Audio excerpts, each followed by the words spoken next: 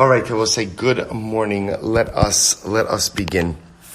Let's begin by thanking our sponsors. To thank our Talmud Torah sponsors, Avraham Shaindy Kelman, for dedicating all the shiurim and drashos this month of Chodesh Elul in memory of their parents. We hope in the merit of our Talmud Torah, the Neshama Slav and Aliyah, and the family a Nechama. We thank our week of learning, Jesse and Rivkah Meyerowitz, in honor of the birth of a baby boy, to Shmuel and Shira Artman. Mazel tov to the Artmans. Our day of learning, Yehuda Buchwalter. First of all, a Baruch haba from Eretz Yisrael, and thankful to be in the shiur if he can't be in Eretz Yisrael. Beautiful, though not a mamala makom for Eretz Yisrael, but Baruch Hashem, we're very happy to have you back.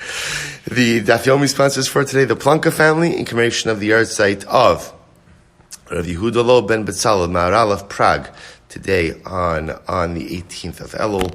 We hope that in the merit of our Talmud Torah, the Maharal's Neshama will have an aliyah. All right, so with that, let us begin. A lot to do today. Baruch Hashem, beautiful Gemara. In Eretz Hashem, Mishatov Mitzlachos, a brand new parak. Today's daf is daf Nun 50.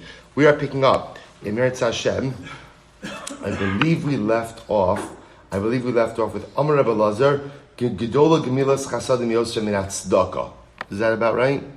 A little bit lower. Amar Rabbi Lazar Gadla Oset Tzedakah. Beautiful. That's where it's really. I'm sorry. Ein Tzedakah. Beautiful. Perfect. So that is 2, 4, 6, 8, 10, 12, 14, 15 lines up from the bottom. The Amar Rabbi Lazar. Ein Tzedakah mishtalemes alafi chesed shalom. This is actually very beautiful. So Rabbi Lazar says that tzedakah is only mishtalemes. Now mishtalemes literally means completed in accordance with the chesed that is inside of it. Now, we'll see what that means in just a moment. Shene Emar. Zero. Actually, let's see what it means now. Take a look at Rashi. It's the end of the first wide line of Rashi onto the second wide line. Rashi says, Elafi Gemilos Chasadim Sheba Hanesina Hiyatzaka. So we'll say, so here's what's interesting. We began to speak about this yesterday a little bit. Remember, we're focusing on two different ideas, tzedakah and Gemilos Chasadim. We're going to further differentiate between those concepts right now. But the what the Gemara says is as follows: that the power of tzedakah, the impact of tzedakah, is directly measured in accordance with the amount of chesed that is in the tzedakah. Now, what does that mean? So now look at Rashi again, and this is really very beautiful. Rashi says, "Hanesina hiya tzedakah." So the giving of the money, that's tzedakah, right? The mitzvah of tzedakah is a very straightforward mitzvah. You give money to someone in need. V'hatorech hu chesed. So what's the chesed in tzedakah? Tzedakah is the act of giving. The chesed could be in how you give or in what you give. For example, he says, Kigon, Molicha lebeisa. This is incredible. So, for example, if I give money to an ani, and I leave an envelope, outside my door, and I call up, I call up ani, money's outside, come and get it. So that's tzedakah. If I take the money to the ani, right, and make it easier for him, that's chesed in the tzedakah. That's chesed in the tzedakah. O torech shetalo lo harbe kagon nosin lo pas afuya o beged lilbosh o maos beishat vua mitsuya shelo yotzi maos of liibot shenosin libo v'dait l'tavaso shel ani. Or for example, he says, I give the ani, instead of just giving him, $1 to go get food, I give him a baked loaf of bread. Or instead of giving him money to go get clothing, I give him the clothing. Or I could give him the the money at a time where the prices of wheat are cheap, so he's able to go ahead and buy more for that $1, get more for that $1. So this is incredible, we'll say. So what Rashi is explaining over here is tzedakah is the act of giving the money. The chesed is how you give it and when you give it. But the truth is, Rashi explains the chesed in one word. It's the Torah. You see, if a person just gives money, that's tzedakah. That's tzedakah. But if you exert yourself for the benefit of the person in need, that's chesed. That's chesed. Chesed is the tircha. Chesed is when I push myself to do something for someone else in order to make their life a little bit easier. Such a profound idea. It's the same amount of money. It's the same $100 I'm giving the ani. But the chesed is how much I put myself out there, how much I push myself, how much I inconvenience myself in order to go to make someone else's life just a little bit easier. So therefore, Rabbi Lazar says, "Ein tzedakah mishtalemes." The true power of tzedakah is only completed when el lefi chesed sheba, only in accordance with the amount of chesed that is part of that act of tzedakah. Shnei emar ziru lachem tzedakah l'tzedakah v'katzru lefi chesed. Because the pasuk says literally, like we quoted this pasuk yesterday, literally sow for yourselves chesed v'katzru, but harvest in accordance, for tzedakah, but harvest in accordance with the chesed. So the tzedakah is the act of planting, but how much you actually harvest is dependent on the chesed, which is embedded in your act of tzedakah. Absolutely beautiful. You see, also we often bifurcate these two things. There's tzedakah and there's chesed. And here the Gemara is saying, no, the shaila is, how much chesed is there in your tzedakah? And the impact and the profundity of your ma'aseh tzedakah is directly related to the amount of chesed in your tzedakah. It's incredible. In three ways, Gemilas chasadim chesed is greater than tzedakah. How so?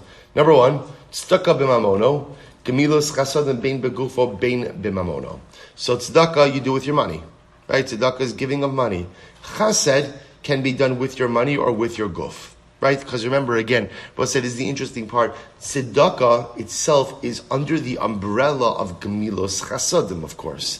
So Lemaisa again, but Chesed is greater than tzedakah, in that again, if I do something physical for someone, that's not a Maisa tzedakah, but it's a Maisa of Gemilos Chasadim. So tzedakah only with money, Gemilos Chasadim, whether with money, or ultimately again with your body. Now Rashi points out over here, what are examples of Gemilas Chasadim with your body? Rashi says, Gemilas Chasadim begufo, kigo maspid lameis, no so v'kovro, misameach chasan, mal v'chavero baderech. Shabbos said, this is actually very interesting. So he gives examples over here. You give a hesped, you give a eulogy. That's chesed, right? You go ahead and you bury the dead. That's chesed. Your labor day, misameach chasan v'kalo. That's chesed. This last one, mal v'chavero baderech, Shabbos says, an interesting. What's mal v'chavero baderech? You lend your friend money when you and your friend are traveling. So I'm with my chaver. He forgot his wallet. It's not tzedakah. In other words, he has money. He just doesn't have money. He just doesn't have money on him. That notion of just going ahead and helping him out in that moment, that's chesed. That's chesed. So chesed you could do whether it's with your body, maspid meis misameach chasen v'kalo, or with your money. Next, the Gemara says, tzedakah laniyim, gemilas chasad mein laniyim ben ashirim. Tzedakah is done for the poor. Tzedakah is done for the poor. Chesed can be done for people whether they're poor or whether they're wealthy. As I was said, at some point in time, everyone needs chesed. Right? Everyone needs to do chesed, but at some point in time, everyone needs to be the recipient of chesed as well. Tzedakah l'chaim, but this is beautiful. Tzedakah can only be given ultimately again for the living. Gemilas chasadim bein l'chaim bein l'mesim. But chesed you could do both for the living as well as the dead. Pretty incredible Gemara Bosai. Again, that's the example for the dead. Rashi pointed out, maspid, giving a eulogy, burying, those are all acts of chesed. V'amar Belazar, kala oset tzedakah u'mishpat, when a person performs acts of tzedakah, which is charity, mishpat, justice. So the Gemara says, kilu, mile kala olam kulo. See, it's interesting, by the way, what does that mean, a person performs tzedakah u'mishpat? So I saw it bring down, you see this in a couple of different places, that tzedakah mishpat is one thing. Rabbi Tursky, Dr. Avraham Shaindy actually has a very beautiful piece on this, where he explains that people define tzedakah as charity. So what does charity sound like? What is charity? Charity is something very nice. Right, it's something very nice, right? You're charitable. So usually that word means, you have a midah of charitability. I don't know if that's a word, but it's a nice thing. He says if you look at the word tzedakah, it's also tzedek, right? Tzedek means justice. So Rabbi Tursky explains very beautifully that the act of giving tzedakah is not some magnanimous act of charity that shows that one is just such an incredible individual. Tzedakah is tzedek, it's justice. Meaning, the Ribono Shel Olam gave some people money, and he didn't give other people money. And the way the world works is, if you have, Your obligation is to give. It's not some type of act of charity that's some magnanimous act. It's tzedek. It's the way the world is structured. There are those who have and there are those who don't have. And those who have an obligation as the custodians of the Ribono Shel Olam's wealth, because that's what we are, is to provide to those who don't. So it's not some over-the-top, incredible, magnanimous gesture that someone is doing. It's tzedek. It's the way the world works. It's the way the world is supposed to happen. So some bring down that tzedek and mishpat is not two different things. It's tzedakah and mishpat. I'm sorry. It's one thing. It's one thing. Tzedakah and mishpat are the same thing. Because the act of giving tzedakah, by definition, is mishpat. Now, of course, where I come in sometimes is, in other words, we're as an individuals, maybe how much I give, how I give, to whom I give. Those are all choices that I make. But the notion of giving, if you have, that's mishpat. That's mishpat. That's tzedek. That's the way the world is structured and the way the world has to run. It's an incredible yesod. So, kilu malikol ha'olam chesed, shneimar, oiv tzedakah mishpat, chesed Hashem mala haaretz. But one who goes ahead and loves tzedakah mishpat, and that's why, again, that's how tzedakah and mishpat kind of go together. They're actually synonyms. They actually really work together. So one who loves tzedakah and mishpat, chesed Hashem al haaretz, will fill the entire world with chesed. So if you become a baal tzedakah and you go ahead and ultimately, again, you give tzedakah, you fill the world ultimately again with chesed. Rabbi say, this is incredible. Shema Tomar, Kol Haba Likvos Kopetz. But say, maybe you'll say, you know what? Does anyone who wants to do tzedakah and chesed has the opportunity to do so? But say, this is incredible. So maybe you'll think again, tzedakah and chesed, those opportunities are open to anyone and everyone. Talmud Lomar, Mayakar Chastecha Elokim.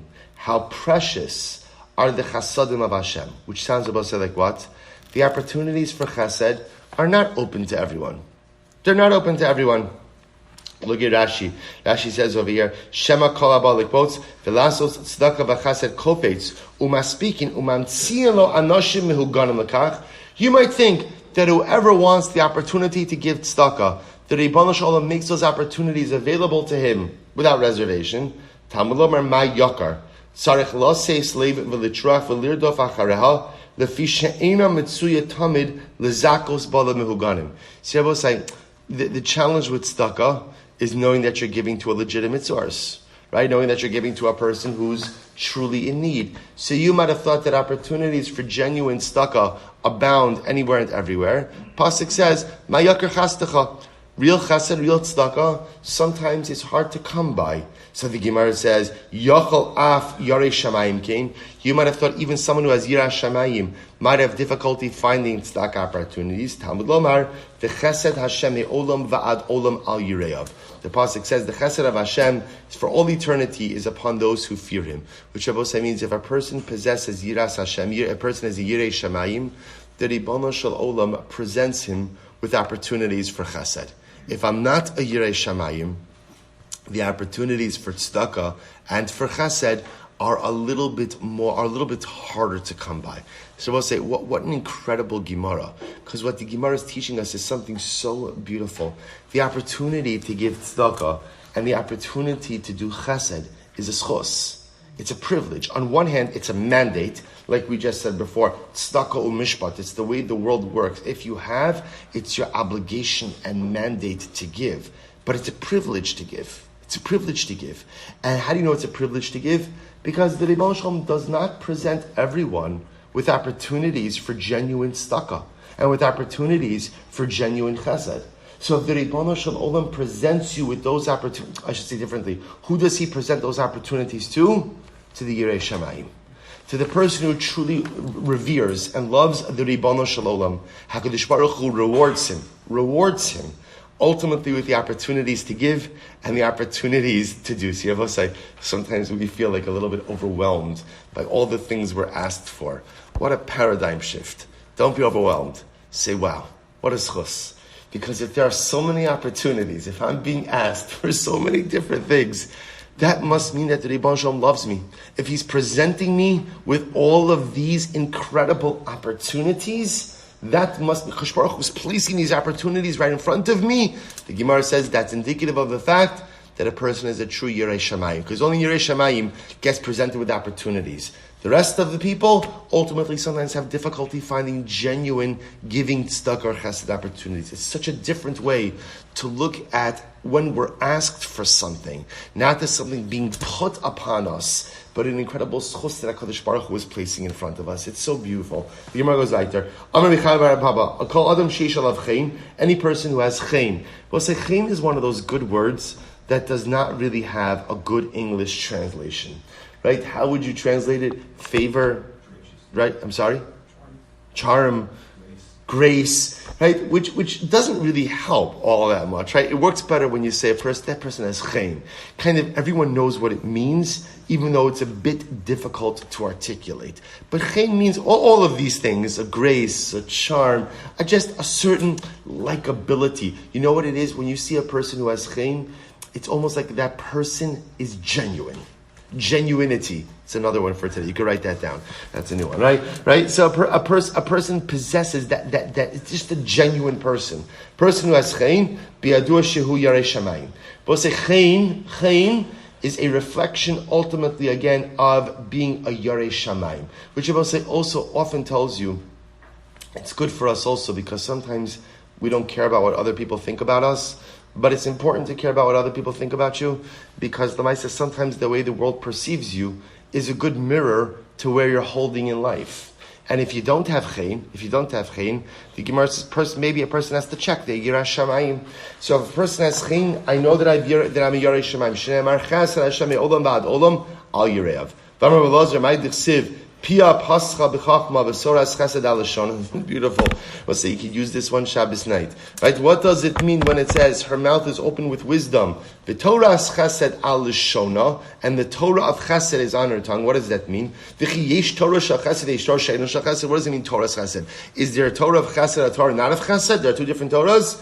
Well, say, isn't that beautiful? This is Ella Torah l'shma zohi Torah shel chesed. When you learn Torah Lishma, I will say the topic of Torah Lishma is a big discussion in general, what exactly that means. But let's assume for a moment right now on the most basic level that Torah Lishma means I'm learning Torah for the sake of learning Torah, not for my own kavod, not so I could know more than anyone else, not so I could show anyone else up. Torah Lishma. I'm learning Torah because the Ribono Shel Olam commanded me to learn his Torah. That's Torah Shel Chesed. Shalom Lishma. Person learns Torah for other ulterior motives. Zohi Torah she'eino shel chesed. That's a Torah. Ultimately, again, that's not of chesed. Ika da'amri, an alternate version. This is so beautiful. Torah lelamda. Zohi Torah shel chesed. We'll say when you learn Torah with the intention to what? To teach it to others. Then we'll say that's Torah shel chesed. Now, what does it mean to teach it to others? Teach it to others doesn't mean that you learn Succah, Daf Nun, and you go home to your family. Okay, everybody sit down. Come on, we're doing the Daf today together. Yeah, no, you can't play outside. You can't do this. We're learning Torah. That's not what it means. Lelamda means you take what you learn and you model it. You take what you learn and you instill those values in others. That, in other words, we'll say there are two ways a person can learn Torah. A person can learn the Gemara, and as soon as the Gemara closes, the lessons and the impact is done. It's done. It's an intellectual pursuit that I do for whatever amount of time during the day, but it does not inform anything else in my life. But when I'm lilamda, when I take my Torah and I use it to shape everything else in my life, I use it to shape my relationships. I use it to shape my chinuch. I use it to shape how I act as an individual. By definition, I'm teaching that Torah to others by going ahead and modeling those lessons that I've inculcated within myself. The Gemara says, that's a Torah shel chesed. Shalom lamda. But if I just learn Torah and it's very nice, I find it interesting, but it doesn't really, either I don't teach it to others, I don't model it for others, it doesn't inform the rest of the way that I live, Zoti Torah she'eino shel chesed. That's a Torah that's not of chesed. I will say again, it's still Torah. Torah is Torah, and there's ultimately again reward and benefit for everything we do. But lamaisa, what we strive for is that Torah shel chesed. Torah shel chesed being a Torah lishma, and a Torah that I don't just learn and close the book on, but a Torah that I learn and that in many ways I teach to others. by modeling those lessons that I've learned, ultimately again in the way that I live. Incredible. Incredible. We'll say back to Succah. Back to Succah. Remember again, Nisach HaMayim. So the Mishnah said, the same way we do Nisach HaMayim during the week, we do Nisach HaMayim on Shabbos, with one notable exception, which was they would fill up the water before Shabbos. Right? They would fill up the water before Shabbos. So the Gemara says, now remember, the Mishnah went out of its way to explain that halacha lemaisa, they would fill up the water in a barrel, in a gold barrel, she'ena mikudeshes, that was not consecrated, meaning a non-kli shares barrel. So the Gemara says, why? What's the problem? V'amai neisi mikudeshes. Now the assumption, remember, why don't they fill it up in a consecrated barrel on Erev Shabbos? Because remember again, if they fill it up in a consecrated barrel, it becomes consecrated. If it becomes consecrated, then bipashtos, it is subject to the issue of lina. Remember again, any consecrated item which sits overnight in the Beis HaMikdash becomes disqualified. So essentially what they did is they drew the water, put it in a non-consecrated kli. Therefore, the water doesn't become consecrated. If it doesn't become consecrated, then halacha l'maisa, it's not subject to the prohibition of lina. To which the Gemara says, "Va'amai neisi b'mekudeshes." So the Gemara says, "Why don't you just go ahead and bring it in a consecrated utensil?" So the Gemara says, "Amar zeiri kasavar ein shiur l'mayim." So I just want to point out, Rashi points this out, because there's another way also that you could have also avoid this, is go ahead and just fill up much more water than you need. If you fill up much more water than you need, then it's also clear that you're not actively designating it right now for consecrated purposes. And that could also avoid the lina. Amar Ziri says, Kasavar, ein shiur l'mayim. First of all, Ziri says, there's no particular shiur for water for Nisach HaMayim, meaning there's a floor, but there's no ceiling. The klisharis mekachin shalomidas. Furthermore, a klisharis is mekadesh shalomidas. Rabbi said, this is fascinating. So a klisharis, which is a service utensil, will consecrate its contents even if you don't have specific intent. So therefore, again, the problem over here is as follows. If you were to put that water into a klisharis, even if you did not have intent to consecrate that water, if you put it there on Friday, what happens? It becomes consecrated. And again, there's no shiur for the water, see? So therefore, again, however much water you put in there, ultimately it becomes consecrated even without specific intent, which then means it becomes subject to lina, which then means that by Shabbos morning it would be unfit for use. Top of nun, today's daf, top of nun, v'maisi b'mekudeshes, if sulu b'lina. And therefore, again, Zeiri says, because there's no shiur for the water, and because number two, a klisharis is mekadesh shalomidas, right? It sanctifies, it consecrates even without specific intent. If you were to put it in a klisharis on Friday, the water would become disqualified. That's Zeiri. Chizkiah Amar klisharis mekachin elamidas. Chizkiah says it's not true. Actually, a klisharis is only mekadesh midas. In other words, klisharis only consecrates when you have specific intent for it to consecrate. So what's the problem? So we'll say, if that's the case, then what should I be able to do? Put the water on Friday where? Into a klisharis. Just don't have in mind that the klisharis should consecrate it. Let the water sit in that. And then Shabbos morning, have in mind that the klisharis should be mekadesh water, you're good to go. So why do I have to draw it in an unconsecrated utensil? Ugzeira shemayomru ladas niskachu. We'll say the concern is that halacha l'maisa, people won't know. In other words, if that water was drawn in a klisharis, people don't know whether or not you had in mind for the klisharis to be mekadesh, didn't have in mind for the klisharis to be mekadesh. So people will just as easily assume that when you drew that water on Friday, you had in mind for the klisharis to be mekadesh. And if that's the case, people will reach the logical conclusion that what? That the water for Nisach HaMayim is not subject to the prohibition of lina. Therefore, in order to avoid that, we draw it in an unconsecrated utensil. Also, I just want to point out, no one's arguing on the statement of the Mishnah, which is the statement of the Mishnah is when they had to do Nisach HaMayim on Shabbos, they would draw the water on Friday in a gold unconsecrated utensil.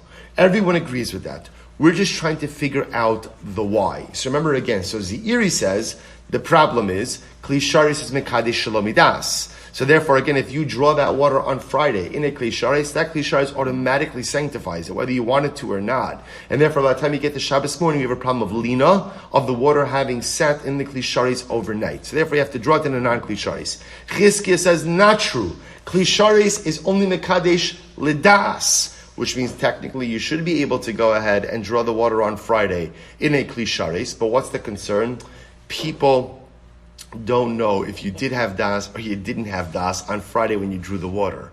So if you draw the water in a Kli Sharis, they'll just as easily assume you did have das for the Kli Sharis to mekadesh the water even on Friday. And the only reason the water is usable on Shabbos is why? Because the water is not nifsal b'lina. The prohibition or the issue of lina, of staying overnight, doesn't apply to the water of the Succah, which of course is an erroneous conclusion. Therefore, in order to avoid that erroneous conclusion, halacha l'maisa, we just use an unconsecrated utensil. Amar Rabbi Zera, afilu tema yesh shir l'mayim ukli sharis in mekachin elamidas. So the Gemara says, Rabbi Zera says, even if you say that there is a shiur for the water, and ultimately again, and Kli Sharis is not mekadesh in mekachin elamidas, Kli Sharis only sanctifies with specific intent. The issue over here is Gzera sheme yomru lekidush yadayim v'raglayim malan. People will think something very interesting, which is that halacha l'maisa, maybe they'll think that the water that you're using was actually the surplus water that was drawn for the kiddush adayim v'raglayim of the Kohen Gadol for Yom Kippur. Right? Remember again, Yom Kippur was only a couple of days beforehand. Maybe that would, if you take a quick look at Rashi, Rashi says over here, Gzera Shem Yomru L'Kiddush Adayim V'Raglayim. Rashi says, the Kohen Gadol Malom, the Kidshim B'Kli, Shemekadshim Yadayim V'Raglayim, Ela B'Mayim Mekudashim Dumya Dekir, Shenimshach B'Shem HaMishcha, O Mekadesh Es Meima, V'Hem L'Kiddush Adayim V'Raglayim, V'Af Kiton Shal Zav Shayu Osen L'Chval. I'm just going to read, Kol Yelel Kadshem and Yadav V'Raglov, Kedar Minon. If you skip a little bit, Halcha L'Kiddush Adayim V'Raglayim Milam, V'Les Le Shiura, Shafilava Kuflugin Ru'uyin, Heim L'Kli, so I'll say they might think that this water was left over, was originally drawn for the Kiddush Adayim V'Raglayim of the Kohen Gadol Yom Kippur, and once again it's been left over for a while. So you see from here that water used for Nisa Chamayim is not subject to lina. Okay, it's the same idea. Rabbi Zera is just saying people will come to the erroneous conclusion that the water used for Nisa Chamayim is not subject to lina. So I'll say, so bottom line, everyone is agreeing with the conclusion, which is that halacha l'maisa, when they did Nisa Chamayim on Shabbos, how would you do that? What would you do? Fill up the water in what? In a golden non-Kli Sharis. Why?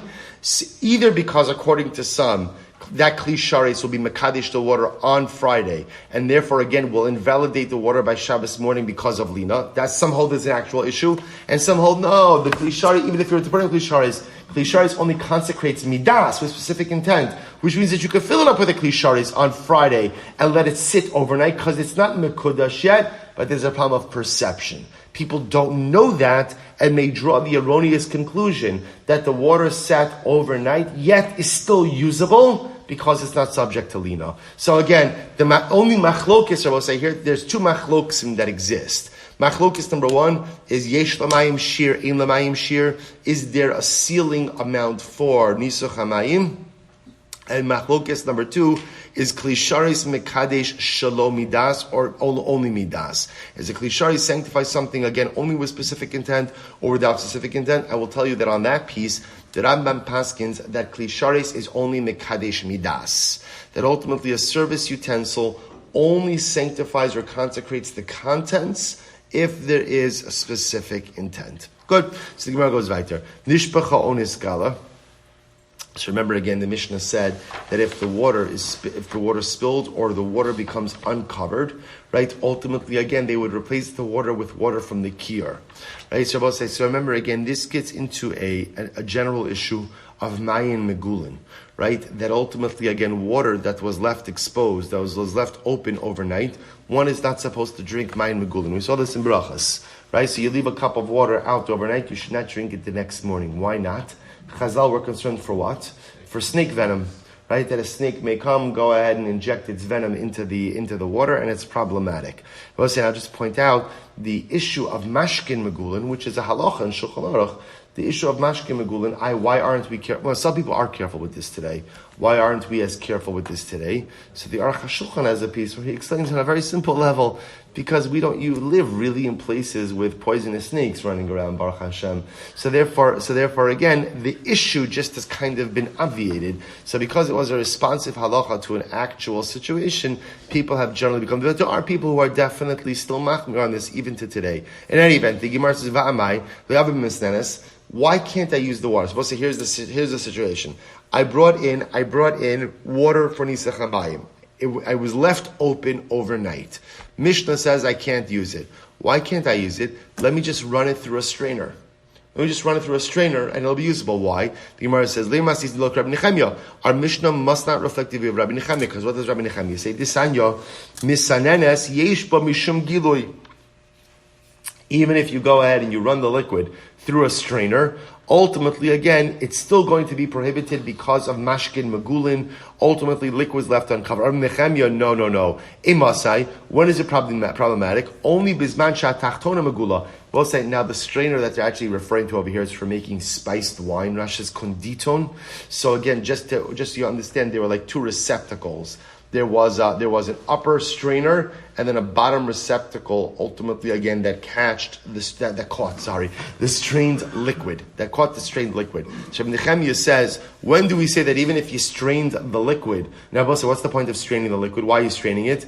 In order to go ahead and get out the snake venom, as we'll see in just a moment. So, when you're making spiced wine, that's not the reason you were straining it. The way you made spiced wine is you would take like a packet of spices, and you would pour the wine or the weak wine or water mixture over that, and that would make the wine.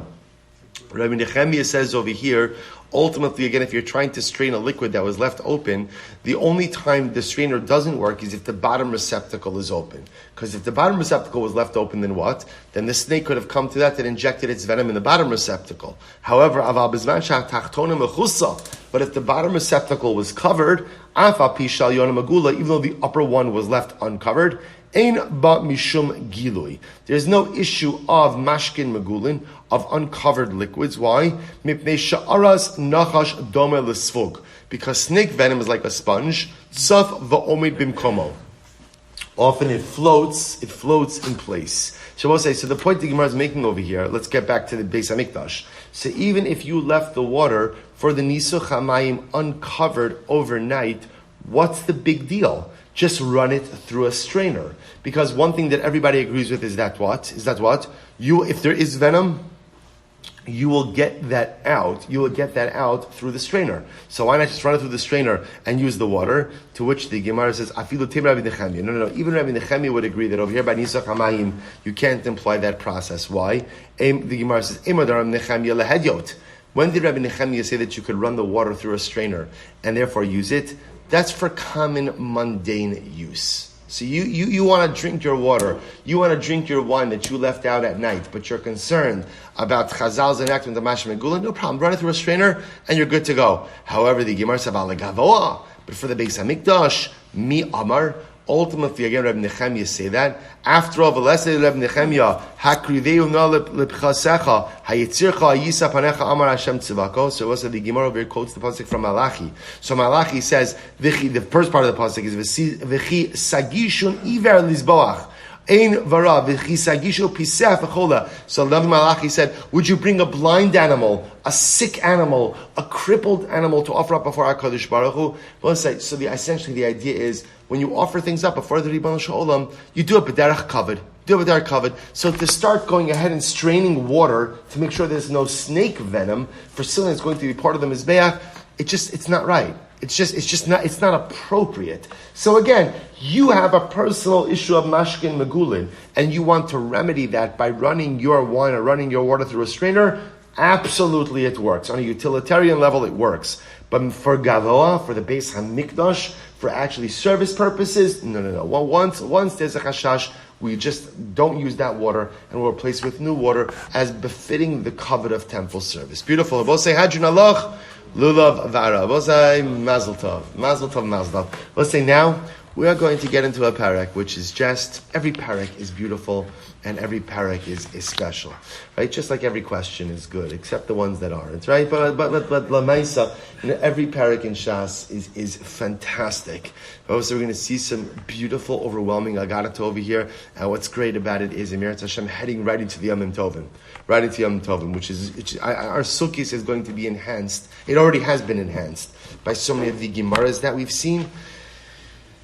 Incredible. Okay, Mishnah. Hachalil, Chamisha v'shisha. The Chalil Basa is a flute. The playing of the flute sometimes was done for 5 days, sometimes was done for 6 days. What flute?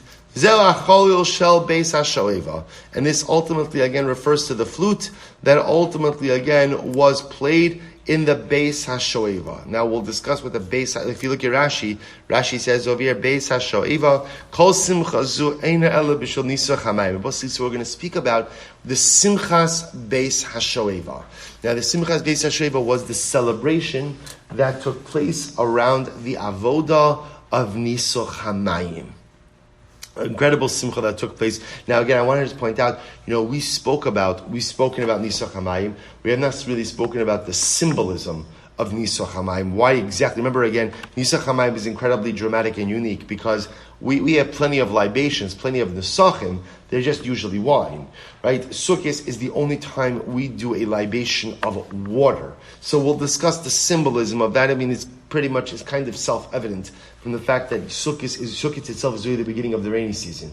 And rain, by definition, is the lifeline of Eretz Yisrael. It's the lifeline of everything. But Eretz Yisrael is even more acute. So again, we'll get into this. But the flute was played as part of the celebration of the Beis HaShoeva.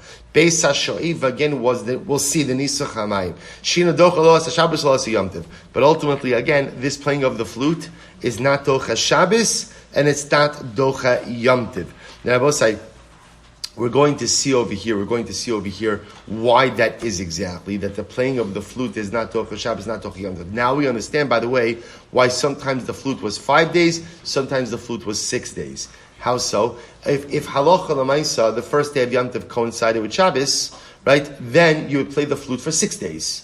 But if the first day of Yom Tov did not coincide with Shabbos, then you would not play the flute on Yom Tov, and you would not play the flute on Shabbos. You would only go ahead and play the flute for 5 days. I will say, in general, what's the issue with playing instruments on Shabbos? Issue, right? Is tikkun mana. Interestingly enough, is fixing. The concern is that the instrument may break and one may come to fix it. And the act of fixing, ultimately, again, tikkun mana, is in and of itself doma l'malacha. Good. So we'll say, we'll analyze that more. Amud Beis. Itmar. Rav Yehuda v'Ravina chad tani shoeva v'chad tani chashuva. It's very interesting. Two different girsaos in the Mishnah. One opinion said they would play the flute by the Simchas Beis HaShoeva, and one said by the Simchas Beis Chashuva. The boss says the Gemara, Amar Zutra, Man detani shoeva lo mishtabish, Man detani chashuva lo mishtabish. They're both right. No one is mistaken. Man detani shoeva lo mishtabish. The one who says shoeva, he's not mistaken. Why dichsev ushaftem mayim bisason? Because the boss said the pasuk says you will draw water with joy. That, remember, we've seen this quoted before from the Navi Yeshaya, a remez to Nisach HaMayim. So therefore, again, Nisach HaMayim is called Ushaftem. Simchas Beis HaShoeva, literally again a celebration of the drawing of the water. Ushaftem Mayim B'sason, you will draw water with joy. That represents the Nisach HaMayim. Uman Tani Chashuva lo mishtabish, and the one who ultimately again says Chashuvas, right? Simchas Beis Chashuva or Simchas Chashuva is also not mistaken. Rav Nachman, mitzvah Chashuvahi, that the mitzvah of Nisach HaMayim is a very important mitzvah. Uba misheshes gimei bereishes, and ultimately again it was prepared already from the beginning of creation. So both say this notion that the mitzvah was prepared from the beginning of creation. Rashi says over here, the Amran Lael shisin nivru misheshes gimei bereishes lekabel hanasach. And I also this goes back to our Gemara yesterday that the shisin themselves were created from the beginning of creation. Right? Why? So now the Gemara kind of, interestingly enough, fills in the blank. So the shisin were created for Nisach HaMayim. right? From the beginning, that hollowed out tunnel from earth, from we'll call it the top of the earth, ultimately to the Tahom, which was created during Sheishis and Mebreshis, was created for Nisach HaMayim. So central and so important and so chashuv is the mitzvah of Nisach HaMayim that literally the mechanism for it was actually created during the 6 days of creation. Incredible. Tan Rabbanan. So we'll say, so therefore again, just note to self, when it says Zeu Chalosh Shel Beis HaShoeva, so some have the girsa of Beis HaShoeva, some have the girsa of Beis HaChashuva, and they are both correct, and they're both referring to the same thing, which is the Nisach HaMayim. Incredible. So the Gemara goes weiter. Tan Rabbanan, Hachalil Doches HaShabbos, Rabbi Yossi Bar Yehuda. So Rabbi Yossi Bar Yehuda holds that Allah Chalamaisa, ultimately the playing of the flute is Doches Shabbos. Does set aside the halachas of Shabbos. The Chachamim omrim af yom tiv eino docha. The Chachamim say not only is the flute not docha Shabbos, but what? It's not docha yom tiv. As I will say, I forgot to mention the second day. Yesterday, Eli and Judy Benzev dedicated the shiur. They stayed with Eli had yahrzeit for his father, Rav Chaim Ari Ben Reb Zev Dov. And yesterday I forgot to announce it. I'm sorry. And today I have the piece of paper sitting right in front of me. It's an incredible yisod. Something could be sitting right in front of you, but if you don't look in the right direction, you just simply will miss it. It's been sitting literally 3 inches away from you. So Rav Eli, I apologize. Your father's neshama shav and aliyah, and the family should have a nechama. So therefore, again, we now have a machlokes. Rabbi Yossi Bar Yehuda says that Allah Chalamaisa, the flute is docha Shabbos. It is docha Shabbos. Chachamim say af yom tiv ein docha. Chachamim say no, it's not even docha yom tiv. Forget about Shabbos. It's not docha yom tiv. So the Gemara says, let's analyze. Rabbi Yosef. Here we go. Machlokes b'shir shal karban. We'll say, what's the machlokes about? So this is riveting. So the Gemara says as follows. Rabbi Yosef says the truth is, this is a fundamental machlokes about shiur shel karban. Now remember again, any karban, or say karbanos were accompanied by shira. Right? Remember they offered up the karban tamid. Every single day the Leviim would sing the shiur shel yom. Right? A particular kapitel from Tehillim, ultimately again for the reflective of that day's avoda. So listen to this. Rabbi Yossi Savar Ikar Shira Bekli Va'avodahi V'dochas HaShabbos. Rabbi Yossi holds like this, I will say, that instruments are the Ikar of Shira. Right? There is no Shira without instruments. Ikar Shira Bekli, which means the primary way to perform Shira is with instruments. So Rabbi Yossi, remember again, just follow this train of thought for just a moment. Shira is part of Avodah. Right? Rabbi Yossi holds instruments are integral for Shira. So, if instruments are integral for Shira, and Shira is part of Avodah, and Avodah is Doches Shabbos, therefore what? Therefore, the instruments are Doches Shabbos also, right? Right? If A equals B and B equals C, then A equals C, right? So therefore, again, if Shira is part of Avodah, Avodah is Doches Shabbos, so too the playing of instruments will be Doches Shabbos as well. Incredible. So the Gemara says, Rabbanan Sabri, no. Eker Shira Bepeh. No, you're wrong. The actual instruments are a nice part of Avodah, but they're actually not the primary part of the Avodah. The Iker Shira is Bepeh. The Iker Shira, right, the primary Levitic song was sung with the mouth. But therefore, again, the instrument. I will say, what's the role of the instruments? It's an accompaniment. It's nice. Everyone agrees. Instruments are always beautiful. But Lamaisa V'la Avodihi. So the Shira is part of the Avodah. The instruments are an add-on. Very nice, but they're not part of the Ikar Shira. And therefore, again, the Eino Doches HaShabbos. And therefore, they're not Doches Shabbos. I will say, so this is really, I told you, all right? I feel like I delivered on this. It is quite riveting. Right? I will say, so again, we have a fundamental machlokes, ultimately, again, on the Shira in the Beis HaMikdash. Machlokes Rabbi Yossi and the Rabbanon. Rabbi Yossi, the Ikar Shira Bekli. Shira can only be performed with instruments, and therefore, again, the use of instruments in the Beis HaMikdash will be Docha Shabbos and, of course, Docha Yom Tov. Rabbanon say, no, Ikar Shira Bepeh. Primary Shira is by mouth. Instruments are beautiful, they're wonderful, but you don't need them for Shira. Therefore, they're not Docha Shabbos and Yom Tov. However, listen to this. Aval Shir Shal Shoeva, but everyone agrees that Allah Lamaisa, the instruments by the Simchas Beis Hashem, which was again the singing that accompanied the Nisach Hamayim, Divrei Hakol Simchahi ve'eino dochas HaShabbos. Everyone will agree that by Simchas Beis HaShoeva, right, by the celebration of the drawing of the water, Nisach Hamayim, it's not, by the way, it's not really the drawing of the water, right? It's the pouring of the water, okay? But everyone agrees that the musical accompaniment to that is not part of the avoda. It's what the Gemara calls simcha. What's simcha? What's simcha? Kishmokinu. What's simcha? It's part of the joy. It's part of the celebration, but it's not part of the ikra avoda. Therefore, everyone will agree that what? That Allah Chalamai says not tocha Shabbos, not tocha Yom Tov. Which is why in the Mishnah you find no machlokes about that particular nekuda. Everyone will agree. So I will say, at most, there's a machlokes Rabbi Yossi in the Rabbanon about general shira. Is general shira b'peh? Is general shira b'kli? But when it comes to the instruments of the Simchas Beis HaShoeva, everyone will agree that's not part of the mitzvah. It's only simcha, and therefore not tocha Shabbos, not tocha Yom Tov. So we'll say, now this is really very interesting because this is a fundamental machlokes about the Beis HaMikdash. So Rabbi Yosef. So Rabbi Yosef will say, Mina min Allah. Rabbi Yosef, so how do I know that this is the machlokes? Debaha pligi. How do I know that the machlokes is really about the fundamental nature of shira? The sanya, because we learned kli shares sha'asa and shal eitz. But let's listen to this interesting conversation here. What happens if you make a kli shares out of wood? Well, so you know what? We're going to stop over here for today. I'm going to leave you on a little bit of a cliffhanger. Don't worry. By the way, everything will equal out at some point in time. Right? The universe always writes itself in your session. We'll be okay. We'll be okay. We'll stop. We'll pick up in your session again with the rest of this discussion tomorrow. Shkoyach.